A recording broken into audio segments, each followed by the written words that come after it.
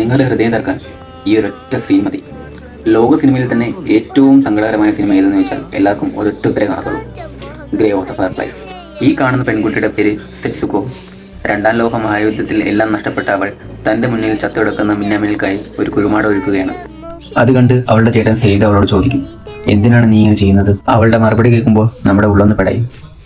അമ്മ ഇപ്പോൾ ഒരു കുഴിമാടത്തിലാണെന്ന് അമ്മായി പറഞ്ഞു, അതുകൊണ്ട് ഞാൻ ഈ മിന്നാമിനുകൾക്ക് ഒരു കുഴിമാടം ഒരുക്കുകയാണ്. എൻ്റെ അമ്മ മരിച്ച വിവരം സ്വന്തം അനിയത്തി തിരിച്ചറിയുന്ന നിമിഷം സെയ്ദക്ക് ആ കണ്ണീർ അടക്കാൻ കഴിയില്ല.